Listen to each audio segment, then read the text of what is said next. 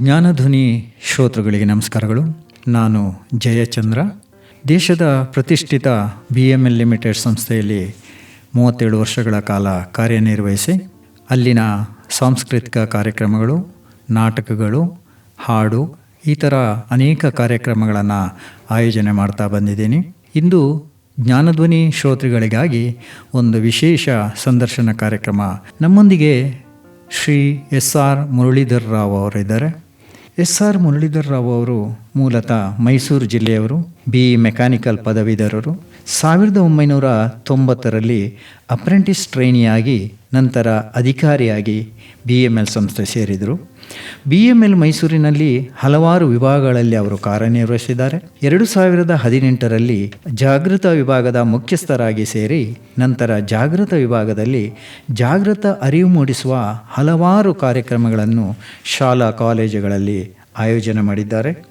ದೇಶದ ಅಭಿವೃದ್ಧಿಯ ಚಿಂತಕರು, ದೇಶಪ್ರೇಮಿಗಳಿಗೆ ಬಹಳ ಮುಖ್ಯ ಸಂದರ್ಶನ ಕಾರ್ಯಕ್ರಮ ಇದಾಗಿದೆ.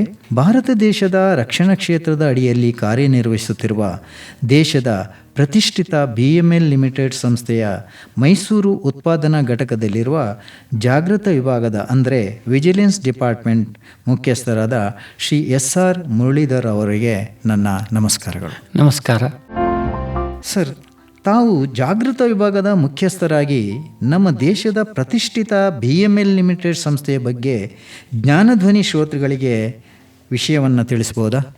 ಖಂಡಿತವಾಗಿಯೂ. ಜ್ಞಾನಧ್ವನಿ ಶ್ರೋತೃಗಳಿಗೆ ಎಲ್ಲರಿಗೂ ನನ್ನ ನಮಸ್ಕಾರಗಳು. BML ಸಂಸ್ಥೆ 1964ರಲ್ಲಿ HAL ಸಂಸ್ಥೆಯಿಂದ ವಿಭಜನೆಗೊಂಡು ಬೆಂಗಳೂರಿನ ಹೊಸ ಘಟಕದ ರೈಲು ಉತ್ಪಾದನೆಯನ್ನು ಆರಂಭಿಸಿತು.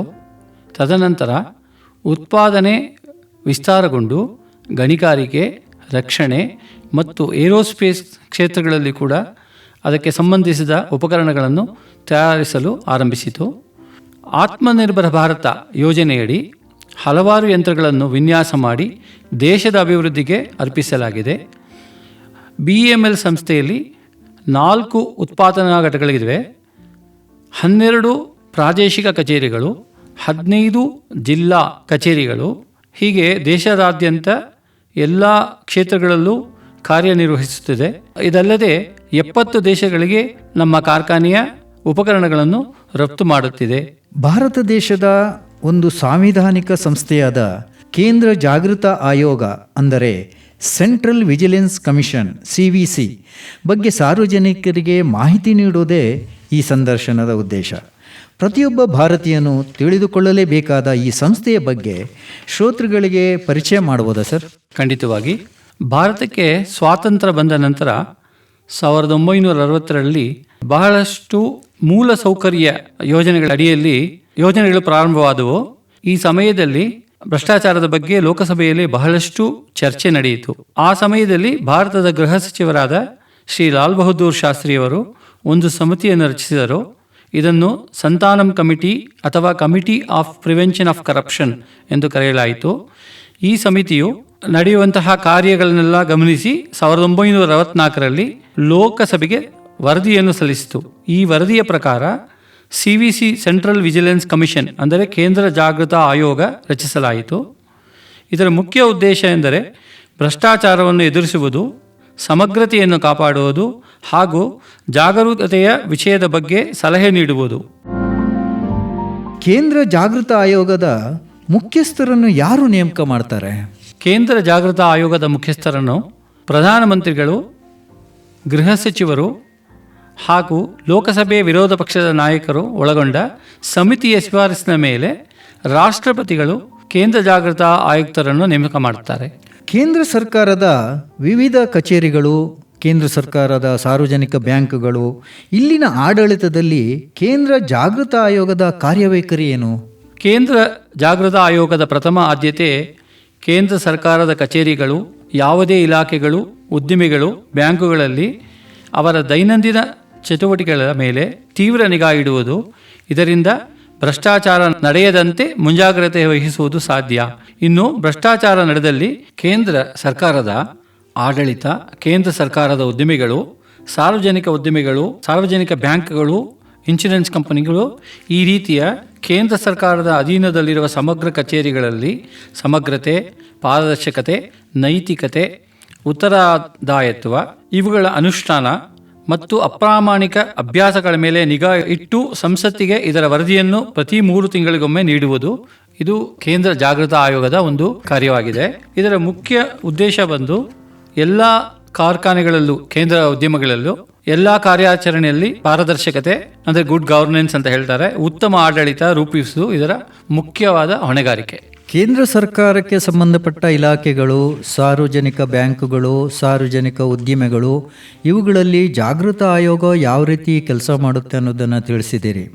ಆದರೆ ಈ ವಿಚಾರಗಳು ನಮ್ಮ ಶ್ರೋತೃಗಳಿಗೆ ಮತ್ತು ಸಾರ್ವಜನಿಕರಿಗೆ ತಿಳಿಬೇಕಾಗಿದೆ. ಆದ ಕಾರಣ ಸಾರ್ವಜನಿಕರಿಗೆ ರಾಜ್ಯ ಸರ್ಕಾರದ ಕಚೇರಿಗಳಲ್ಲಿ ಸಂಭವಿಸುವ ಭ್ರಷ್ಟಾಚಾರದ ಬಗ್ಗೆ ದೂರನ್ನು ಎಲ್ಲಿ ನೀಡಬೇಕು ಅಂತ ಗೊತ್ತಿದೆ.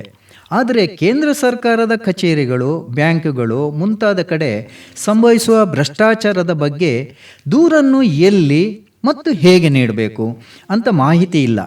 ಈ ಮಾಹಿತಿಯನ್ನು ಜ್ಞಾನಧ್ವನಿ ಮುಖಾಂತರ ಸಾರ್ವಜನಿಕರಿಗೆ ತಿಳಿಸ್ಬೋದಲ್ಲ ಸರ್? ಇದು ಬಹುಮುಖ್ಯವಾದ ಪ್ರಶ್ನೆ. CVC ಸಾರ್ವಜನಿಕರ ಅನುಕೂಲಕ್ಕಾಗಿ ಮತ್ತು ಕೇಂದ್ರ ಸರ್ಕಾರದ ಕಚೇರಿಗಳಲ್ಲಿ, ಉದ್ಯಮಗಳಲ್ಲಿ, ಬ್ಯಾಂಕುಗಳಲ್ಲಿ ಭ್ರಷ್ಟಾಚಾರ ತಡೆಗಟ್ಟುವುದಕ್ಕಾಗಿ PIDP ಅಂದರೆ public interest disclosure and protection of informers, ಕನ್ನಡದಲ್ಲಿ ಹೇಳೋದಾದರೆ ಸಾರ್ವಜನಿಕ ಹಿತಾಸಕ್ತಿ ಬಹಿರಂಗಪಡಿಸುವಿಕೆ ಮತ್ತು ಮಾಹಿತಿದಾರರ ರಕ್ಷಣೆ ವ್ಯವಸ್ಥೆಯನ್ನು ಪರಿಚಯಿಸಿದೆ.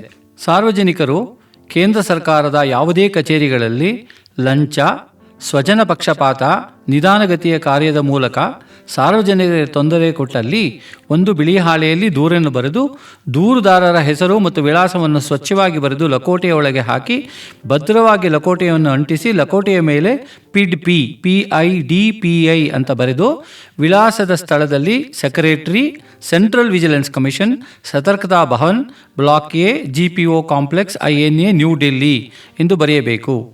ಈ ಲಕೋಟೆಯ ಮೇಲೆ ಯಾವುದೇ ಕಾರಣಕ್ಕೂ ದೂರುದಾರರ ಹೆಸರು ಮತ್ತು ಅವರ ವಿಳಾಸ ಬರೆಯಬಾರದು. ದೂರುದಾರರನ್ನು ಗೌಪ್ಯವಾಗಿ ಇಡಲಾಗುವುದು. ಇದರ ಉದ್ದೇಶ. ಸಾರ್ವಜನಿಕರಿಗೆ ಕೇಂದ್ರ ಸರ್ಕಾರಕ್ಕೆ ಸಂಬಂಧಪಟ್ಟಂಥ ಭ್ರಷ್ಟಾಚಾರ ನಡೆದಲ್ಲಿ ಅಥವಾ ಕಂಡಲ್ಲಿ ಎಲ್ಲಿ ದೂರನ್ನು ನೀಡಬೇಕು ಅಂತ ಶ್ರೀ SR ಮುರಳೀಧರ್ ಅವರು ಹೇಳಿದ್ದಾರೆ. ಸಾರ್ವಜನಿಕರಿಗಾಗಿ ಇನ್ನೊಮ್ಮೆ ಇದನ್ನು ಪುನರಾವರ್ತನೆ ಮಾಡ್ತೀವಿ. PIDPI ಅಂತ ಒಂದು ಲಕೋಟೆಯ ಮೇಲೆ ಬರೆದು ವಿಳಾಸದ ಸ್ಥಳದಲ್ಲಿ secretary, central vigilance commission, Satarkata Bhavan, block A, GPO complex, INA, New Delhi 110023 ಇದನ್ನು ಬರೆದು ನೀವು ಇದನ್ನು ಪೋಸ್ಟ್ ಮಾಡಿದರೆ ಖಂಡಿತವಾಗಲೂ ಈ ಬಗ್ಗೆ ಆಯೋಗ ಕ್ರಮವನ್ನು ಕೈಗೊಳ್ಳುತ್ತೆ ಮತ್ತು ಸಾರ್ವಜನಿಕರು ಯಾವುದೇ ಭಯಪಡುವ ಅವಶ್ಯಕತೆ ಇಲ್ಲ. ತಮ್ಮ ಹೆಸರನ್ನು ಖಂಡಿತವಾಗಲೂ ಇವರು ಗೌಪ್ಯವಾಗಿಡ್ತಾರೆ. ಎಲ್ಲೇ ಈ ಭ್ರಷ್ಟಾಚಾರ ಕಂಡ್ರೆ ಖಂಡಿತವಾಗಲೂ ತಾವು ದೂರನ್ನು ನೀಡಬಹುದು. ಸರ್, ಭ್ರಷ್ಟಾಚಾರ ತಡೆಗಟ್ಟುವಲ್ಲಿ ಬಹಳ ಪ್ರಮುಖವಾದ ಮಾಹಿತಿಯನ್ನು ಸಾರ್ವಜನಿಕರಿಗೆ ನೀಡಿದ್ದೀರಿ. BML ಸಂಸ್ಥೆಗೆ ಸಂಬಂಧಪಟ್ಟ ಹಾಗೆ ನಿಮ್ಮ ಸಂಸ್ಥೆಯಲ್ಲಿರುವ ಜಾಗೃತಿ ವಿಭಾಗ ಸ್ವಾಯತ್ತ ಸಂಸ್ಥೆನಾ ಅಥವಾ BML ಆಡಳಿತದ ಒಳಪಟ್ಟ ಸಂಸ್ಥೆನಾ? ಕೇಂದ್ರ ಜಾಗೃತ ಆಯೋಗ ಎಲ್ಲ ಕೇಂದ್ರ ಸರ್ಕಾರದ ಕಚೇರಿಗಳಲ್ಲೂ, ಉದ್ದಿಮೆಗಳಲ್ಲಿ ವಿಜಿಲೆನ್ಸ್ ಡಿಪಾರ್ಟ್ಮೆಂಟ್ ಜಾಗೃತಾ ವಿಭಾಗವನ್ನು ಸ್ಥಾಪಿಸಲಾಗಿದೆ. ಪ್ರತಿಯೊಂದು ಜಾಗೃತಾ ವಿಭಾಗದಲ್ಲೂ ಚೀಫ್ ವಿಜಿಲೆನ್ಸ್ ಆಫೀಸರ್, ಮುಖ್ಯ ಜಾಗೃತಾ ಅಧಿಕಾರಿ ಇವರನ್ನು ನೇಮಿಸಿರ್ತಾರೆ.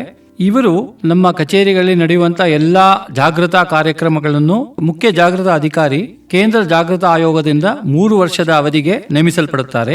ನಮ್ಮ ಎಲ್ಲ ಉತ್ಪಾದನಾ ಘಟಕಗಳಲ್ಲಿ ಜಾಗೃತಾ ವಿಭಾಗ ಇದೆ. ಈ ವಿಭಾಗದಲ್ಲಿ ಕೆಲಸ ಮಾಡುವವರು BML ಅಧಿಕಾರಿಗಳು. ಆದರೆ ನಾವೆಲ್ಲರೂ ಚೀಫ್ ವಿಜಿಲೆನ್ಸ್ ಆಫೀಸರ್, ಮುಖ್ಯ ಜಾಗೃತಾ ಅಧಿಕಾರಿಗೆ ವರದಿ ಮಾಡ್ತೇವೆ ಹೊರತು BML ಆಡಳಿತ ವರ್ಗಕ್ಕೆ ಮಾಡುವುದಿಲ್ಲ. ಹಾಗೆಯೇ ನಮ್ಮ CVO ಚೀಫ್ ವಿಜಿಲೆನ್ಸ್ ಆಫೀಸರ್ ಅವರು CVCಗೆ ವರದಿ ಮಾಡುತ್ತಾರೆ. ಅಂದರೆ ಈ ಜಾಗೃತ ವಿಭಾಗದಲ್ಲಿರುವ ಅಧಿಕಾರಿಗಳು BML ಸಂಸ್ಥೆಯ ಅಧಿಕಾರಿಗಳು, ಉದ್ಯೋಗಿಗಳು. ಹೌದು ಹೌದು ಹೌದು. ಆದರೆ ಅವರ ಮೇಲೆ ಅಧಿಕಾರ ನಿಮ್ಮ ಆಡಳಿತ ಮಂಡಳಿ ಇರುವುದಿಲ್ಲ. ಖಂಡಿತವಾಗಲು ತುಂಬಾ ಒಳ್ಳೆ ವ್ಯವಸ್ಥೆ ಸರ್. BML ಜಾಗೃತ ವಿಭಾಗದ ಕಾರ್ಯಚಟುವಟಿಕೆ ಏನು ಸರ್? ನಮ್ಮ ಸಂಸ್ಥೆಯ ಎಲ್ಲ ವಿಭಾಗಗಳಲ್ಲೂ, ಎಲ್ಲ ಕಾರ್ಯಗಳಲ್ಲೂ ಪಾರದರ್ಶಕತೆ, ಹೊಣೆಗಾರಿಕೆ ಹಾಗೂ ಉತ್ತಮ ಆಡಳಿತವನ್ನು ರೂಪಿಸುವುದೇ ನಮ್ಮ ಒಂದು ಮುಖ್ಯ ಉದ್ದೇಶ ಮತ್ತು ಯಾವುದೇ ತರಹ ಭ್ರಷ್ಟಾಚಾರ ನಡೆಯದಂತೆ ನೋಡಿಕೊಳ್ಳುವುದು ಒಂದು ಮುಖ್ಯ ಹೊಣೆಯಾಗಿದೆ. ಇದು ನಿಮ್ಮ ಉದ್ಯೋಗಿಗಳಿಗೆ ಮಾತ್ರ ಸಂಬಂಧಪಟ್ಟಿದ್ದ ಅಥವಾ BML ಸಂಸ್ಥೆ ಜೊತೆ ವ್ಯವಹಾರ ಮಾಡುವ ಇತರ ಸಂಸ್ಥೆಗಳಿಗೂ, ಖಾಸಗಿ ಸಂಸ್ಥೆಗಳು, ಇವುಗಳಿಗೂ ಕೂಡ ನೀವು ಇದನ್ನು ಗಮನಿಸ್ತಾ ಇರ್ತೀರಾ? ಇದು ಒಂಥರ ಒಳ್ಳೆ ಪ್ರಶ್ನೆ. ಇದು ನಮ್ಮ ಸಂಸ್ಥೆಯ ಕಾರ್ಖಾನೆಯಲ್ಲಿ ಕೆಲಸ ಮಾಡುವವರಿಗೆ ಮಾತ್ರ ಇಲ್ಲ, ನಮ್ಮ ಸಂಸ್ಥೆಯೊಂದಿಗೆ ಯಾವುದೇ ಸಂಬಂಧ ಹೊಂದಿರೋ ಯಾವುದೇ ವ್ಯಕ್ತಿಗಳಲ್ಲೂ ಸಹ ನಾವು ಅವರನ್ನ ಗಮನಿಸ್ತೇವೆ. ಯಾವುದೇ ತರಹ ಭ್ರಷ್ಟಾಚಾರ ಒಳಗಿನಿಂದಲೂ ಸರಿ ಅಥವಾ ಹೊರಗಿನಿಂದಲೂ ಸರಿ ಆಗದೇ ಇರುವಂಗೆ ನೋಡಿಕೊಳ್ಳುವುದು ನಮ್ಮದು ಒಂದು ಮುಖ್ಯ ಹೊಣೆಯಾಗಿದೆ. ಅಂದರೆ ಭ್ರಷ್ಟಾಚಾರ ನಡೆದ ಮೇಲೆ ಕ್ರಮ ಕೈಗೊಳ್ಳೋದಕ್ಕಿಂತ ಭ್ರಷ್ಟಾಚಾರ ನಡೆಯದ ರೀತಿಯಲ್ಲಿ ನೀವು ಮುನ್ಸೂಚನೆಯಾಗಿ ಇದನ್ನು ಪರಿಶೀಲಿಸ್ತಾ ಇರ್ತೀರಾ ಅಂತ ಅರ್ಥ. ಖಂಡಿತವಾಗಿ. ವಿಜಿಲೆನ್ಸ್ನಲ್ಲಿ 2 ವಿಧವಾದ ವಿಜಿಲೆನ್ಸ್ ಇದೆ. ಒಂದು ಪ್ರಿವೆಂಟಿವ್ ವಿಜಿಲೆನ್ಸ್, ತಡೆಗಟ್ಟುವ ವಿಜಿಲೆನ್ಸ್, ಮತ್ತೊಂದು ಪ್ಯುನಿಟಿವ್ ವಿಜಿಲೆನ್ಸ್, ಇನ್ನೊಂದು ಶಿಕ್ಷಾರ್ಹ ವಿಜಿಲೆನ್ಸ್ ಅಂತ. ನಮ್ಮ ಹೆಚ್ಚು ಆದ್ಯತೆ ನಾವು ಪ್ರಿವೆಂಟಿವ್ ವಿಜಿಲೆನ್ಸ್ಗೆ ಕೊಡ್ತೇವೆ. ಅದೇಕೆಂತ ಹೇಳಿದರೆ ಸಮಸ್ಯೆಗಳು ಉದ್ಭವಿಸುವ ಮೊದಲೇ ವ್ಯವಸ್ಥೆಗಳನ್ನು ಮತ್ತು ಕಾರ್ಯವಿಧಾನಗಳನ್ನು ಸರಿಪಡಿಸುವ ಮೂಲಕ ಭ್ರಷ್ಟಾಚಾರ ಕಡಿಮೆ ಮಾಡುತ್ತೇವೆ. ಇದು ಪಾರದರ್ಶಕತೆ ಮತ್ತು ಹೊಣೆಗಾರಿಕೆ ಸಂಸ್ಕೃತಿಯನ್ನು ಬೆಳೆಸುತ್ತದೆ. ಇದು ಕೇಂದ್ರ ಜಾಗೃತ ಆಯೋಗದ ತುಂಬ ಒಳ್ಳೆಯ ಕ್ರಮವಾಗಿದೆ. ಇದನ್ನು BML ಸಂಸ್ಥೆ ಕೂಡ ಮಾಡ್ತಾ ಇರೋದು ತುಂಬ ಸಂತೋಷವಾಗಿದೆ. ಇನ್ನೊಂದು ಪ್ರಶ್ನೆ, ಕೇಂದ್ರ ಜಾಗೃತ ಆಯೋಗ ಪ್ರತಿ ವರ್ಷ ಯಾವ ತಿಂಗಳಲ್ಲಿ ಜಾಗೃತಿ ಅರಿವಿನ ಸಪ್ತಾಹವನ್ನು ಆಯೋಜನೆ ಮಾಡುತ್ತೆ ಮತ್ತು ಅದರ ಉದ್ದೇಶ ಏನು ಸರ್? ಭ್ರಷ್ಟಾಚಾರವನ್ನು ನಿಲ್ಲಿಸುವುದು, ಅದಲ್ಲದೆ ಸಾರ್ವಜನಿಕರಿಗೆ ಭ್ರಷ್ಟಾಚಾರದ ಮಾಹಿತಿಯನ್ನು ಕೊಡುವುದು ಒಂದು ಮುಖ್ಯ ಕಾರ್ಯವಾಗಿದೆ. ಇದರ ವೈಖರಿಯಲ್ಲಿ ಎಲ್ಲ ಕೇಂದ್ರ ಆಡಳಿತ ಉದ್ದಿಮೆಗಳು ಅಕ್ಟೋಬರ್ ತಿಂಗಳ ವಾರ 31ನೇ ತಾರೀಕು ಬರುವಂತಹ ಒಂದು ವಾರ, 31 ಅಕ್ಟೋಬರ್ ಯಾತಕ್ಕೆ ಅಂತ ಹೇಳಿದರೆ ಅದು ನಮ್ಮ ಸರ್ದಾರ್ ದೇಶದ ಉಕ್ಕಿನ ಮನುಷ್ಯ ಅಂತ ಕರೆಯಲ್ಪಡುವ ಸರ್ದಾರ್ ವಲ್ಲಭಭಾಯಿ ಪಟೇಲ್ ಅವರ ಜನ್ಮದಿನ. ಹೌದೌದು. ಅವರನ್ನು ಇಂಟಿಗ್ರಿಟಿ ಮ್ಯಾನ್ ಅಂತಾನೂ ಕರೀತಾರೆ, ಮ್ಯಾನ್ ಆಫ್ ಇಂಟಿಗ್ರಿಟಿ ಅಂತ ಕರೀತಾರೆ. ಅದು ಅವರ ಬಗ್ಗೆ ಒಂದು ಸ್ಟ್ಯಾಚ್ಯೂ ಕೂಡ ಇದೆ. ಸೊ ಅವರ ಒಂದು ನೆನಪಿನ ಕಾಣಿಕೆಯಾಗಿ ಒಂದು ವಾರ 31 ಅಕ್ಟೋಬರ್ 31 ಬರುವ ಒಂದು ವಾರದಲ್ಲಿ ವಿಜಿಲೆನ್ಸ್ ಅವೇರ್ನೆಸ್ ವೀಕ್, ಜಾಗೃತ ಅರಿವಿನ ಸಪ್ತಾಹ ಅನ್ನೋ ಒಂದು ಕಾರ್ಯಕ್ರಮ ಹಮ್ಮಿಕೊಳ್ಳಲಾಗುತ್ತದೆ. ಇದರ ಮುಖ್ಯ ಉದ್ದೇಶ ನಮ್ಮ ಎಲ್ಲ ಕಾರ್ಖಾನೆಯ ಉದ್ಯೋಗಿಗಳಿಗೂ ಹಾಗೂ ಸಾರ್ವಜನಿಕರಿಗೆ ಈ ಭ್ರಷ್ಟಾಚಾರದ ಬಗ್ಗೆ ಅರಿವು ಮೂಡಿಸುವುದೇ ಒಂದು ಮುಖ್ಯ ಉದ್ದೇಶ. ತುಂಬ ಒಳ್ಳೆಯ ಉದ್ದೇಶವನ್ನು ಹೊಂದಿದೆ. ಜಾಗೃತಿ ಅರಿವಿನ ಸಪ್ತಾಹದ ಅಂಗವಾಗಿ BML ಉದ್ಯೋಗಿಗಳಿಗೆ ಸಂಸ್ಥೆಯಲ್ಲಿ ಯಾವ ರೀತಿಯ ಕಾರ್ಯಕ್ರಮಗಳನ್ನು ಹಮ್ಮಿಕೊಳ್ತೀರಿ ನೀವು? ಈ ಜಾಗೃತ ಅರಿವಿನ ಸಪ್ತಾಹದ ಒಂದು ಅಂಗವಾಗಿ ನಾವು ಹಲವಾರು ಕಾರ್ಯಕ್ರಮಗಳು ನಮ್ಮ ಉದ್ಯೋಗಿಗಳಿಗೂ, ಸಾರ್ವಜನಿಕರಿಗೂ ಹಾಗೂ ಮಕ್ಕಳಿಗೂ, ಶಾಲೆಯ ಮಕ್ಕಳಿಗೂ ಒಂದು ಭ್ರಷ್ಟಾಚಾರದ ಅರಿವನ್ನು ಮೂಡಿಸುವ ಕಾರ್ಯಕ್ರಮಗಳನ್ನು ಏರ್ಪಾಡು ಮಾಡಿದ್ದೇವೆ. ಅದರಲ್ಲಿ ನಮ್ಮ ಸಂಸ್ಥೆಯ ಉದ್ಯೋಗಿಗಳಿಗೆ ಭ್ರಷ್ಟಾಚಾರ ತಡೆಗಟ್ಟುವ ವಿಷಯದ ಬಗ್ಗೆ ಚರ್ಚಾ ಸ್ಪರ್ಧೆ, ಪ್ರಬಂಧ ಸ್ಪರ್ಧೆ, ಚಿತ್ರಕಲಾ ಸ್ಪರ್ಧೆ, ಘೋಷವಾಕ್ಯ ಸ್ಪರ್ಧೆ ಮುಂತಾದ ಸ್ಪರ್ಧೆಗಳನ್ನು ಏರ್ಪಡಿಸುತ್ತೇವೆ. ಇದಲ್ಲದೆ ನಮ್ಮ ಕಾರ್ಖಾನೆಯ ಕುಟುಂಬದವರಿಗೂ ಕೂಡ ಇಂತಹ ಒಂದು ಸ್ಪರ್ಧೆಗಳನ್ನು ಜೊತೆ ರಂಗೋಲಿ ಸ್ಪರ್ಧೆ ಆಯೋಜಿಸುತ್ತೇವೆ. ಇವೆಲ್ಲವೂ ಭ್ರಷ್ಟಾಚಾರ ತಡೆಗಟ್ಟುವ ವಿಷಯದ ಬಗ್ಗೆ ನಡೆಯುವಂತಹ ಕಾರ್ಯಕ್ರಮ. ತುಂಬ ಒಳ್ಳೆಯದು. ಯಾಕೆಂದರೆ ನಮ್ಮ ಜೀವನ ಸರಳವಾಗಿದ್ದರೆ ಈ ಭ್ರಷ್ಟಾಚಾರದ ಅವಶ್ಯಕತೆ ಬರುವುದಿಲ್ಲ ಅನ್ನೋದು ಹಲವರ ನಂಬಿಕೆ. ನೀವು ಉದ್ಯೋಗಿಗಳು ಅಲ್ಲದೆ ಉದ್ಯೋಗಿಗಳ ಕುಟುಂಬಸ್ಥರನ್ನು ಇದರಲ್ಲಿ ಪಾಲ್ಗೊಳ್ಳುವುದು ತುಂಬ ಸಂತೋಷದ ವಿಚಾರ. ಸಾರ್ವಜನಿಕರು ಈ ಸಪ್ತಾಹದಲ್ಲಿ ಯಾವ ರೀತಿ ಪಾಲ್ಗೊಳ್ತಾರೆ ಮತ್ತು ಅವರಲ್ಲಿ ಯಾವ ರೀತಿ ಅರಿವನ್ನು ತಾವು ಮೂಡಿಸ್ತೀರಿ? ನಾವು ನಮ್ಮ BML ಕಾರ್ಖಾನೆಯ ಕಾರ್ಮಿಕರಿಗೆ ಯಾವ ರೀತಿ ಒಂದು ಸ್ಪರ್ಧೆಗಳನ್ನು ಏರ್ಪಾಡು ಮಾಡ್ತೀವಿ, ಅದೇ ಥರ ಮೈಸೂರಿನ ವಿವಿಧ ಭಾಗಗಳಲ್ಲಿರುವ ಶಾಲೆಗಳಿಗೆ ಹೋಗಿ ಅಲ್ಲಿನ ವಿದ್ಯಾರ್ಥಿಗಳಿಗೆ ಇದೇ ತರಹ ಸ್ಪರ್ಧೆಗಳನ್ನು ಏರ್ಪಡಿಸುತ್ತೇವೆ ಮತ್ತು ಬಹುಮಾನಗಳನ್ನು ನೀಡುತ್ತೇವೆ. ಇದಲ್ಲದೆ ಮೈಸೂರಿನಲ್ಲಿ ಸುತ್ತಮುತ್ತ ಇರುವ ಒಂದು ಗ್ರಾಮವನ್ನು ಆರಿಸಿ ಅಲ್ಲಿ ಒಂದು ಗ್ರಾಮ ಸಭೆಯನ್ನು ನಡೆಸುತ್ತೇವೆ. ಆ ಗ್ರಾಮ ಸಭೆಯಲ್ಲಿ ಆ ಗ್ರಾಮ ಪಂಚಾಯಿತಿ ಅಧ್ಯಕ್ಷರು, ಉಪಾಧ್ಯಕ್ಷರು ಅವರ ಸಮ್ಮತಿಯಲ್ಲಿ ಮಕ್ಕಳಿಗೂ ಹಾಗೂ ಪೋಷಕರಿಗೂ ಭ್ರಷ್ಟಾಚಾರದ ವಿಷಯವನ್ನು ತಿಳಿಪಡಿಸಲಾಗುತ್ತೆ ಮತ್ತು ಅವರಿಗೆ ಹಲವಾರು ಸ್ಪರ್ಧೆಗಳನ್ನು ಏರ್ಪಡಿಸಿ ಬಹುಮಾನಗಳನ್ನು ಕೊಡುತ್ತೇವೆ. ಈ ಮೂಲಕ ನಾವು ಈ ಭ್ರಷ್ಟಾಚಾರದ ಮಾಹಿತಿ ಹಾಗೂ ತಡೆಗಟ್ಟುವಿಕೆಯ ಬಗ್ಗೆ ವಿಷಯವನ್ನು ತಿಳಿಪಡಿಸ್ತೇವೆ. ಜಾಗೃತಿ ಅರಿವಿನ ಸಪ್ತಾಹ ಅಂದರೆ ಸುಮಾರು 7 ದಿನಗಳ ಕಾಲ BML ಸಂಸ್ಥೆ ಇಷ್ಟೆಲ್ಲ ಕಾರ್ಯಕ್ರಮಗಳನ್ನು ಹಮ್ಮಿಕೊಳ್ಳುತ್ತೆ. ಸಾರ್ವಜನಿಕರು ಭ್ರಷ್ಟಾಚಾರವನ್ನು ತಡಿಬೇಕು, ಮಕ್ಕಳಲ್ಲಿ ಅರಿವು ಮೂಡಿಸಬೇಕು, ಎಲ್ಲವನ್ನೂ ಮಾಡ್ತೀರಿ. ಈ ಕಾರ್ಯಕ್ರಮದಿಂದ ಸಮಾಜ ಪರಿವರ್ತನೆ ಆಗುತ್ತೆ ಅನ್ನುವ ನಂಬಿಕೆ ನಿಮಗೆ ಇದೆಯಾ ಸರ್? ಖಂಡಿತವಾಗಿಯೂ ಇದೆ. ಯಾವುದೇ ಒಂದು ಅರಿವು ಮೂಡಿಸುವ ಕಾರ್ಯಕ್ರಮ ನಿರಂತರವಾಗಿ ನಡೆದಾಗ ಸಮಾಜ ಖಂಡಿತವಾಗಿಯೂ ಪರಿವರ್ತನೆ ಆಗುತ್ತೆ. ಇದಕ್ಕೆ ಒಂದು ನಿದರ್ಶನ ಹೇಳೋದಕ್ಕೆ ಇಷ್ಟಪಡ್ತೇನೆ. ಉದ್ಬೂರು ಪ್ರೌಢಶಾಲೆಯಲ್ಲಿ ಸ್ಪರ್ಧೆಗಳನ್ನು ಏರ್ಪಡಿಸಿ ಒಂದು ಬೀದಿ ನಾಟಕವನ್ನು ಪ್ರದರ್ಶನ ಮಾಡಿದ್ದೇವೆ. ನಂತರ ಅಲ್ಲಿ ವಿದ್ಯಾರ್ಥಿಗಳಲ್ಲಿ ಕಾರ್ಯಕ್ರಮದ ಬಗ್ಗೆ ಅಭಿಪ್ರಾಯವನ್ನು ತಿಳಿಸಲು ಅವಕಾಶ ಕೊಟ್ಟಿದ್ದೇವೆ. ಒಂದು 8ನೇ ತರಗತಿಯ ವಿದ್ಯಾರ್ಥಿನಿ ಆಕೆ ವ್ಯಕ್ತಪಡಿಸಿದ ಅಭಿಪ್ರಾಯ ಕೇಳಿದ ಮೇಲೆ ನಮ್ಮ ಕಾರ್ಯಕ್ರಮ ಸಾರ್ಥಕ ಎನಿಸಿತು. ಆಕೆ ಹೇಳಿದ ಮಾತೆಂದರೆ, ನನಗೆ ಭ್ರಷ್ಟಾಚಾರ, ಲಂಚ, ಸ್ವಜನ ಪಕ್ಷಪಾತ ಇವುಗಳ ಬಗ್ಗೆ ಅರಿವೇ ಇರಲಿಲ್ಲ. ಇವತ್ತು ತುಂಬ ಚೆನ್ನಾಗಿ ಅರ್ಥವಾಯಿತು. ನಾನು ಭವಿಷ್ಯದಲ್ಲಿ ಸರ್ಕಾರಿ ನೌಕರಿ ಸೇರಿದರೆ ಖಂಡಿತವಾಗಲೂ ಇಂತಹ ತಪ್ಪು ಮಾಡುವುದಿಲ್ಲ. ಈ ಒಂದು ಚಿಕ್ಕ ಪರಿವರ್ತನೆ ನಮ್ಮ ಮುಂದಿನ ಕಾರ್ಯಕ್ರಮಗಳಿಗೆ ಹೆಮ್ಮೆ ತರುತ್ತೆ. ಇದು ನಮ್ಮ ದೇಶಕ್ಕೆ ಆದ ಲಾಭ ಅಂತ ಭಾವಿಸ್ತೇನೆ. ಶಾಲಾ ಕಾಲೇಜುಗಳ ಆಡಳಿತ ವರ್ಗ ಜಾಗೃತಿ ಅರಿವಿನ ಕಾರ್ಯಕ್ರಮಕ್ಕೆ ಯಾವ ರೀತಿ ಸ್ಪಂದಿಸ್ತಾರೆ? ನಾವು ಅನೇಕ ವರ್ಷಗಳಿಂದ ಮೈಸೂರು ನಗರ ಹಾಗೂ ಸುತ್ತಮುತ್ತ ಇರುವ ಖಾಸಗಿ ಹಾಗೂ ಸರ್ಕಾರಿ ಶಾಲೆಗಳಲ್ಲಿ ಜಾಗೃತಿ ಅರಿವಿನ ಕಾರ್ಯಕ್ರಮ ಆಯೋಜನೆ ಮಾಡಿದ್ದೇವೆ. ನಗರದ ಪ್ರತಿಷ್ಠಿತ ಕಾಲೇಜುಗಳು, ಶಾಲೆಗಳು ಉತ್ತಮ ರೀತಿಯಲ್ಲಿ ಸ್ಪಂದಿಸಿದ್ದಾರೆ. ಅವರ ವಠಾರದಲ್ಲಿ ವ್ಯವಸ್ಥೆ ಮಾಡಿ ವಿದ್ಯಾರ್ಥಿಗಳನ್ನು ತುಂಬ ಚೆನ್ನಾಗಿ ತಯಾರು ಮಾಡಿ ಸ್ಪರ್ಧೆಯಲ್ಲಿ ಭಾಗವಹಿಸುವಂತೆ ಪ್ರೋತ್ಸಾಹಿಸಿದ್ದಾರೆ. ಸರ್ಕಾರಿ ಶಾಲಾ ಆಡಳಿತ ಮಂಡಳಿಗಳು ಕೂಡ ಅದ್ಭುತವಾಗಿ ಸ್ಪಂದಿಸಿದ್ದಾರೆ. ಅನೇಕ ಶಾಲೆಗಳಲ್ಲಿ ಸಾರ್ವಜನಿಕ ಶಿಕ್ಷಣದ ಉಪನಿರ್ದೇಶಕರು ಕೂಡ ಭಾಗವಹಿಸಿ ಭಾಷಣ ಮಾಡಿದ್ದಾರೆ. ಯಾವುದೇ ಶಾಲಾ ಕಾಲೇಜು ಆಡಳಿತ ಮಂಡಳಿ ನಮಗೆ ನಿರಾಶೆ ಮಾಡಿಸಿಲ್ಲ ಇದುವರೆಗೆ. ಓಹೋ, ಈ ವರ್ಷ ಅಂದರೆ 2025ನೇ ಸಾಲಿನಲ್ಲಿ ಮೈಸೂರಿನಲ್ಲಿ ಯಾವ ಶಾಲೆಗಳಲ್ಲಿ ತಾವು ಕಾರ್ಯಕ್ರಮವನ್ನು ಆಯೋಜನೆ ಮಾಡಿದ್ದೀರಿ? 2025ರಲ್ಲಿ 4 ಶಾಲೆಗಳಲ್ಲಿ ಮಾಡಿದ್ದೀವಿ. ಓಹೋ, ಇನ್ನೂ ಒಂದು ಶಾಲೆಯಲ್ಲಿ ಮಾಡೋಣ ಅಂತ ಹೇಳಿದ್ವಿ.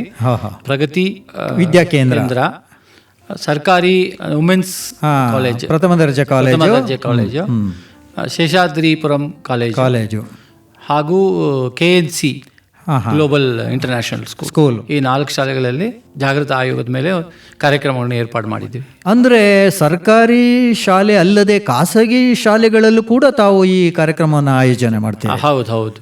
ನಾವು ಎಲ್ಲ ಥರದ ಶಾಲೆಗಳನ್ನು ನಾವು ಇದರಲ್ಲಿ ಒಂದುಗೂಡಿಸ್ಬೇಕು ಅಂತ ಹೇಳಿ ನಾವು. ಇದು ತುಂಬ ಒಳ್ಳೆಯ ಕಾರ್ಯಕ್ರಮ. ಯಾಕೆಂದರೆ 2 ಕಡೆ ಬರುವಂಥ ವಿದ್ಯಾರ್ಥಿಗಳ ಅಂತರ ತುಂಬ ಜಾಸ್ತಿ ಇರುತ್ತೆ. 2 ಮಕ್ಕಳಿಗೂ ಇದು ಅನ್ವಯ ಆಗುತ್ತೆ. BML ಸಂಸ್ಥೆಯ ಜಾಗೃತ ವಿಭಾಗ ಹಲವಾರು ವರ್ಷಗಳಿಂದ ಜಾಗೃತಿ ಅರಿವು ಮೂಡಿಸ್ತಾ ಇದೆ. ಜಾಗೃತ ವಿಭಾಗದ ಮುಖ್ಯಸ್ಥರಾಗಿ ನಿಮ್ಮ ಅನುಭವದ ಪ್ರಕಾರ ಯಾವ ವಯೋಮಾನದವರು ಭ್ರಷ್ಟಾಚಾರ ನಿರ್ಮೂಲನೆ ನಿರ್ಧಾರ ಮಾಡಲು ಸೂಕ್ತ ವಯೋಮಾನದವರು? ನಮ್ಮ ಅನುಭವದ ಪ್ರಕಾರ ಸುಮಾರು 8ರಿಂದ 10ನೇ ತರಗತಿ ಮಕ್ಕಳು ವಯಸ್ಸು, ಅಂದರೆ 14ರಿಂದ 16 ವಯಸ್ಸಿನಲ್ಲಿರುವ ಮಕ್ಕಳಿಗೆ ಗ್ರಹಿಸುವ ಶಕ್ತಿ ಚೆನ್ನಾಗಿರುತ್ತೆ ಮತ್ತು ಸಮಾಜದಲ್ಲಿ ಕೆಟ್ಟ ನಡವಳಿಕೆಯ ಗುಂಪಿಗೆ ಅವರು ಇನ್ನೂ ಸೇರಿರುವುದಿಲ್ಲ. ಈ ವಯಸ್ಸು ಖಂಡಿತವಾಗಲೂ ಸೂಕ್ತ ವಯೋಮಾನ. ಪೋಷಕರು ಕೂಡ ಈ ನಿಟ್ಟಿನಲ್ಲಿ ಆ ಮಕ್ಕಳನ್ನು ತಿದ್ದುವುದು ಬಹುಶಃ ಈ ವಯೋಮಾನಕ್ಕೆ ಸಾಧ್ಯ, ಬದಲಾವಣೆಗೆ ಈ ವಯೋಮಾನ ಸಾಧ್ಯ ಅಂತ ಅನಿಸುತ್ತಾ ಇದೆ. ಭ್ರಷ್ಟಾಚಾರದ ಅಂಕಿಅಂಶಗಳಲ್ಲಿ ಭಾರತ ಪ್ರಪಂಚದಲ್ಲಿ ಎಷ್ಟನೇ ಸ್ಥಾನದಲ್ಲಿದೆ ಮತ್ತು ಈ ಅಂಕಿಅಂಶಗಳನ್ನು ಯಾವ ಸಂಸ್ಥೆ ಸಮೀಕ್ಷೆ ಮಾಡುತ್ತೆ ಸರ್? ನಮ್ಮ ದೇಶ ಬಹಳಷ್ಟು ಪ್ರಗತಿಯ ಗತಿಯಲ್ಲಿ ಸಾಗುತ್ತಿದೆ ಅಂತ ಎಲ್ಲರಿಗೂ ಗೊತ್ತು. ಆದರೂ ಸಹ ಭ್ರಷ್ಟಾಚಾರ ವಿಷಯದಲ್ಲಿ ಸ್ವಲ್ಪ ಹಿಂದುಳಿದಿದೆ. ನಮ್ಮ ದೇಶವು 180 ದೇಶಗಳಲ್ಲಿ 38ನೇ ಸ್ಥಾನದಲ್ಲಿದೆ. ಅಂದರೆ ಅದು 38 ಅತಿ ಕಡಿಮೆ ಭ್ರಷ್ಟಾಚಾರನ? ಹೌದು. 0 ಅಂದರೆ ಅತ್ಯಂತ ಭ್ರಷ್ಟಾಚಾರಿ ದೇಶ, 100 ಅಂಕ ಪಡೆದರೆ ಭ್ರಷ್ಟಾಚಾರವೇ ಇಲ್ಲದ ಒಂದು ದೇಶ ಅಂತ ಪರಿಗಣನೆ ಮಾಡಲಾಗುತ್ತೆ. ಇದನ್ನು ಟ್ರಾನ್ಸ್ಪರೆನ್ಸಿ ಇಂಟರ್ನ್ಯಾಷನಲ್, ಇದೊಂದು ಖಾಸಗಿ ಸಂಸ್ಥೆ, ನಾನ್ ಪ್ರಾಫಿಟಬಲ್ NGO ಅಂತ ಕರೀತಾರೆ, ಆರ್ಗನೈಸೇಷನ್. ಇದು ಬರ್ಲಿನ್ನಲ್ಲಿದೆ, ಜರ್ಮನಿ ಬರ್ಲಿನ್ನಲ್ಲಿದೆ. ಇಲ್ಲಿ ಕೆಲಸ ಮಾಡುವಂಥವರು ವರ್ಲ್ಡ್ ಬ್ಯಾಂಕ್ನಲ್ಲಿ ಇದ್ದು ನಿವೃತ್ತ ಆಗಿರೋ ಅಧಿಕಾರಿಗಳು ಇಲ್ಲಿ ಕೆಲಸ ಮಾಡ್ತಾರೆ. ಇದು ನಮ್ಮ ಎಲ್ಲ 180 ದೇಶಗಳಲ್ಲಿ ನಡೆಯುವಂತಹ ಕಾರ್ಯಚಟುವಟಿಕೆಗಳನ್ನು ಗಮನಿಸಿ 13 ಬೇರೆ ಬೇರೆ ತರಹ ಸಮೀಕ್ಷೆ ಮಾಡ್ತಾರೆ. ಆ ಸಮೀಕ್ಷೆ ಮಾಡಿ ಅದರಲ್ಲಿ ಬಂದಿರುವಂಥ ಫಲಿತಾಂಶದ ಮೇಲೆ ಪ್ರತಿಯೊಂದು ದೇಶಕ್ಕೂ ಸ್ಕೋರ್ ಕೊಟ್ಕೊಂಡು ಹೋಗ್ತಾರೆ. ಇದರಲ್ಲಿ ಡೆನ್ಮಾರ್ಕ್ ದೇಶ ಅಗ್ರಸ್ಥಾನದಲ್ಲಿದೆ. ಅಂದ್ರೆ ಅಲ್ಲಿ ಭ್ರಷ್ಟಾಚಾರ ಅತಿ ಕಡಿಮೆ ಇದೆ. ಕಡಿಮೆ ಅದು ಆದರೂ ಸಹ ಅಲ್ಲಿ 100 ಅಂಕ ಇಲ್ಲ. ಅದಕ್ಕೆ 96 ಅಂಕಗಳಿದೆ. ಅಂದ್ರೆ ಭ್ರಷ್ಟಾಚಾರ ಇದೆ, ಅತಿ ಕಡಿಮೆ ಭ್ರಷ್ಟಾಚಾರ. ನಾವು ಆ ಸ್ಥಾನಕ್ಕೆ ಬರ್ಬೋದಾ? ನಿಮ್ಮ ಅನಿಸಿಕೆ ಬರ್ಬೋದು. ಅದಕ್ಕೆ ನಮ್ಮ ಸಾರ್ವಜನಿಕರ ಬೆಂಬಲ ಬೇಕು. ಈಗ ಕೊನೆಯದಾಗಿ ನಮ್ಮ ಶ್ರೋತೃಗಳು ಭ್ರಷ್ಟಾಚಾರ ನಿರ್ಮೂಲನೆಯಲ್ಲಿ ಯಾವ ರೀತಿ ಪಾಲ್ಗೊಳ್ಳಬಹುದು ಅಂತ ಹೇಳ್ಬೋದಾ? ಇದು ಬಹಳ ಮುಖ್ಯವಾದ ಒಂದು ಪ್ರಶ್ನೆ. ನಮ್ಮ ದೇಶದ ಮಕ್ಕಳು, ಯುವಕರು ಮತ್ತು ಎಲ್ಲ ನಾಗರಿಕರಲ್ಲಿ ವಿನಂತಿ ಮಾಡುವುದೇನೆಂದರೆ, ನಮಗೆ ದೊರೆತಿರುವ ಆರ್ಥಿಕ ಅನುಕೂಲದ ಒಳಗಡೆ ಜೀವನ ಮಾಡಲು ಪ್ರಯತ್ನ ಮಾಡೋಣ. ಇಂದು ಚೆನ್ನಾಗಿ ಸಾಮಾಜಿಕ ಜಾಲತಾಣಗಳಲ್ಲಿ ಕೊಳ್ಳುಬಾರ ಸಂಸ್ಕೃತಿಯತ್ತ ನಮ್ಮನ್ನು ಕೊಂಡೊಯ್ಯುತ್ತಾ ಇದೆ. ನಮಗೆ ಕೊಳ್ಳಲು ಸಾಧ್ಯವಿಲ್ಲದ ವಸ್ತುಗಳು ನಮಗೆ ಬೇಕೆನಿಸುತ್ತದೆ. ಇದಕ್ಕೆ ಕಡಿವಾಣ ಹಾಕಿ ಸರಳವಾಗಿ ಜೀವನ ಮಾಡಿದರೆ ನಾವು ಖಂಡಿತವಾಗಿಯೂ ಭ್ರಷ್ಟಾಚಾರದಿಂದ ದೂರ ಇರಬಹುದು. ನಮ್ಮ ಮಕ್ಕಳಿಗೂ ಕೂಡ ಇದನ್ನು ತಿಳಿ ಹೇಳುವುದು ಖಂಡಿತವಾಗಿಯೂ ನಮ್ಮ ದೇಶವನ್ನು ಭ್ರಷ್ಟಾಚಾರ ಮುಕ್ತ ದೇಶವನ್ನಾಗಿ ಪರಿವರ್ತಿಸಬಹುದು. BML ಸಂಸ್ಥೆ ಒಳಗಡೆ ನೀವು ಯಾವ ರೀತಿಯ ಭ್ರಷ್ಟಾಚಾರ ಪ್ರಕರಣಗಳನ್ನು ಹತ್ತಿಕ್ಕಲು ಕ್ರಮ ಕೈಗೊಳ್ತೀರಿ ಮತ್ತು ಭ್ರಷ್ಟಾಚಾರದ ಬಗ್ಗೆ ಸಂಸ್ಥೆ ಒಳಗಡೆ ನಿಮಗೆ ದೂರು ಬಂದಾಗ ಅವುಗಳನ್ನು ನಿಭಾಯಿಸಲು ನೀವು ಅನುಸರಿಸುವ ಪ್ರಕ್ರಿಯೆ ಏನು ಸರ್? ಭ್ರಷ್ಟಾಚಾರ ಅಂದರೆ ಅಪ್ರಾಮಾಣಿಕತೆ, ದುರ್ವರ್ತನೆ. ಈ ಬಗ್ಗೆ ದೂರು ಬಂದಲ್ಲಿ ವಿಚಾರಣೆ ಮಾಡಿ ಅಪರಾಧಕ್ಕೆ ಸಂಬಂಧಿಸಿದಂತೆ ಕ್ರಮ ಕೈಗೊಳ್ಳುತ್ತೇವೆ. ಕೇಂದ್ರ ಜಾಗೃತ ಆಯೋಗವು ಯಾವುದೇ ಒಂದು ದೂರು ಬಂದಾಗ ಆ ದೂರು ವಿಜಿಲೆನ್ಸ್ ಆ್ಯಂಗಲ್ ಅದಕ್ಕೆ ಸಂಬಂಧಪಟ್ಟಂತೆ ಇದೆಯಾ ಎಂದು ವಿಚಾರಣೆ ಮಾಡಬೇಕು. ಹಾಗೆ ವಿಜಿಲೆನ್ಸ್ ಆ್ಯಂಗಲ್ ಅಂತ ಹೇಳಿದರೆ ಭ್ರಷ್ಟಾಚಾರ, ಸಾರ್ವಜನಿಕ ಹಣ ದುರುಪಯೋಗ, ಅಧಿಕಾರ ದುರುಪಯೋಗ, ಮೋಸ, ವಂಚನೆ ಪ್ರಕರಣಗಳು, ಇದಕ್ಕೆ ಸಂಬಂಧಿಸಿದಂತೆ ದೂರುಗಳಿದ್ದಾಗ ನಮ್ಮ ಜಾಗೃತಾ ವಿಭಾಗವು ಕಾರ್ಯವೈಖರಿಯಲ್ಲಿ ಸೇರಿಸಿಕೊಳ್ಳಲಾಗುತ್ತೆ. ಭ್ರಷ್ಟಾಚಾರ ತಡೆಗೆ ನಿಮ್ಮ ಸಂಸ್ಥೆ ಯಾವ ರೀತಿಯ ತಂತ್ರಗಳನ್ನು ಬಳಸುತ್ತೆ ಸರ್? ನಿಮ್ಮ ಸಂಸ್ಥೆಯ ಒಳಗಡೆ ದೂರುಗಳು ಬಂದಾಗ ಅದಕ್ಕೆ ಯಾವ ರೀತಿ ನೀವು ಕ್ರಮಗಳನ್ನು ಕೈಗೊಳ್ತೀರಿ? ಈ ದೂರುಗಳಲ್ಲಿ 3 ವಿಧ ಇದೆ. ಅನಾಮಧೇಯ ದೂರು, ಗುಪ್ತನಾಮಧೇಯ ದೂರು ಹಾಗೂ ಮಾಲೀಕತ್ವದ ದೂರು. ಕೇಂದ್ರ ಆಯೋಗದ ಪ್ರಕಾರ ಅನಾಮಧೇಯ ದೂರು ಮತ್ತು ಗುಪ್ತನಾಮ ದೂರಿಗೆ ನಾವು ಸ್ಪಂದಿಸುವುದಿಲ್ಲ. ಮಾಲೀಕತ್ವದ ದೂರಿಗೆ ಮಾತ್ರ ಸ್ಪಂದಿಸುತ್ತೇವೆ. ಏಕೆಂದರೆ ಮೊದಲೆರಡು ದೂರುಗಳು ವೈಯಕ್ತಿಕ ದ್ವೇಷದ ಅಡಿಯಲ್ಲಿ ಬರುವ ಸಾಧ್ಯತೆ ಇರುವುದರಿಂದ ಇದನ್ನು ಪರಿಗಣಿಸುವುದಿಲ್ಲ. ಭ್ರಷ್ಟಾಚಾರ ತಡೆಗೆ BML ಸಂಸ್ಥೆ ಯಾವ ರೀತಿಯ ತಂತ್ರಗಳನ್ನು ಬಳಸುತ್ತಿದೆ? ಸಂಸ್ಥೆಯ ಜಾಗೃತಾ ವಿಭಾಗವು ನಿರಂತರವಾಗಿ ವಿವಿಧ ರೀತಿಯ ಮಾಹಿತಿ ಸಂಗ್ರಹಣೆ, ನಮ್ಮ ಸಂಸ್ಥೆಯ ಎಲ್ಲ ವಿಭಾಗದಲ್ಲೂ ಅಚ್ಚರಿಯ ಪರಿಶೀಲನೆ, ನಿಯಮಿತ ತಪಾಸಣೆ ಮೂಲಕ ನಿಯಮಗಳ ಅನುಕರಣೆಯನ್ನು ಪಾಲಿಸಲಾಗುತ್ತದೆ ಎಂದು ನೋಡ್ತೇವೆ. ಹಾಗೂ ಸೂಕ್ಷ್ಮ ವಿಭಾಗದ ಅಧಿಕಾರಿಗಳನ್ನು ಒಂದು ನಿರ್ದಿಷ್ಟ ಕಾಲದಲ್ಲಿ ಬದಲಾಯಿಸುವುದು, ನಂಬಿಕೆಗೆ ಅನರ್ಹ ಉದ್ಯೋಗಿಗಳ ಮೇಲೆ ಸದಾ ನಿಗಾ ಇಡುವುದು ಮತ್ತು ಅವರನ್ನು ಸೂಕ್ಷ್ಮ ವಿಭಾಗಗಳಲ್ಲಿ ಕಾರ್ಯ ಮಾಡಲು ಅವಕಾಶ ಕೊಡುವುದಿಲ್ಲ. ಹೀಗೆ ವಿವಿಧ ರೀತಿಯ ಕ್ರಮಗಳಲ್ಲಿ ನಾವು ನಮ್ಮ ವಿಜಿಲೆನ್ಸ್ ಡಿಪಾರ್ಟ್ಮೆಂಟ್ ಕೆಲಸ ಮಾಡುತ್ತೆ. ಕೊನೆಯದಾಗಿ ನಮ್ಮ ಶ್ರೋತೃಗಳು ಭ್ರಷ್ಟಾಚಾರ ನಿರ್ಮೂಲನೆಯಲ್ಲಿ ಯಾವ ರೀತಿ ಪಾಲ್ಗೊಳ್ಬೋದು ಅಂತ ಹೇಳ್ತೀರಿ? ಭ್ರಷ್ಟಾಚಾರ ನಿರ್ಮೂಲನೆ ಈಗಿನ ಸಮಾಜದಲ್ಲಿ ಒಂದು ಮುಖ್ಯ ಅಂಶವಾಗಿದೆ. ಮಕ್ಕಳಲ್ಲಿ ನೈತಿಕತೆ, ಸಮಗ್ರತೆ ಇದರ ಬಗ್ಗೆ ಪೋಷಕರ ಅರಿವು ಮೂಡಿಸುವುದು ಬಹಳ ಮುಖ್ಯ. ಈ ಮೂಲಕ ಮುಂದಿನ ಪೀಳಿಗೆಯಾದರೂ ಭ್ರಷ್ಟಾಚಾರದಿಂದ ದೂರ ಇರುವಂತೆ ಪ್ರೇರೇಪಿಸಬಹುದು. ಈ ಮಕ್ಕಳು ಭವಿಷ್ಯದಲ್ಲಿ ಯಾವುದೇ ಸರ್ಕಾರಿ ಅಧಿಕಾರಿಯಾದಾಗ ಆಡಳಿತದಲ್ಲಿ ಸಮಗ್ರತೆಯನ್ನು ತರುವುದರ ಮೂಲಕ ಭ್ರಷ್ಟಾಚಾರವನ್ನು ತಡೆಗಟ್ಟಬಹುದು ಎಂದು ನಂಬಿಕೆ. ಖಂಡಿತವಾಗಲೂ ಹಾಗಾದರೆ ನೀವು ಮಕ್ಕಳನ್ನು ಈ ನಿಟ್ಟಿನಲ್ಲಿ ನಾವು ಭ್ರಷ್ಟಾಚಾರ ತಡೆಗಟ್ಟುವಂತೆ ಪ್ರೇರೇಪಿಸುವುದು ಬಹಳ ಮುಖ್ಯ ಅಂತ ಹೇಳಿದಿರಿ. BML ಸಂಸ್ಥೆ ಮೈಸೂರು ಘಟಕದ ಜಾಗೃತ ವಿಭಾಗದ ಮುಖ್ಯಸ್ಥರಾದ SR ಮುರಳೀಧರ್ ಅವರು ದೇಶದಲ್ಲಿ ಭ್ರಷ್ಟಾಚಾರ ತಡೆಗಟ್ಟಲು ನಾವು ಯಾವ ರೀತಿಯ ವಿಧಾನವನ್ನು ಬಳಸಬೇಕು ಎನ್ನುವ ಮಾಹಿತಿ ನೀಡಿದ್ದಾರೆ. ನಮ್ಮ ಜವಾಬ್ದಾರಿಯುತ ನಾಗರಿಕರು ತಮ್ಮ ಮಕ್ಕಳಲ್ಲಿ ಭ್ರಷ್ಟಾಚಾರ ತಡೆಗಟ್ಟುವುದರ ಬಗ್ಗೆ ಜಾಗೃತಿ ಮೂಡಿಸಿದಲ್ಲಿ ನಮ್ಮ ಇಂದಿನ ಕಾರ್ಯಕ್ರಮ ಖಂಡಿತವಾಗಲೂ ಸಾರ್ಥಕವಾಗುತ್ತೆ. SR ಮುರಳೀಧರ್ ಅವರಿಗೆ ವಂದನೆಗಳು, ಧನ್ಯವಾದಗಳು. ಹಾಗೆಯೇ ನಮ್ಮ ಜ್ಞಾನಧ್ವನಿ 90.8 FM ಇದರ ಎಲ್ಲ ಶ್ರೋತೃಗಳಿಗೆ ವಂದನೆಗಳು. ನಮಸ್ತೆ.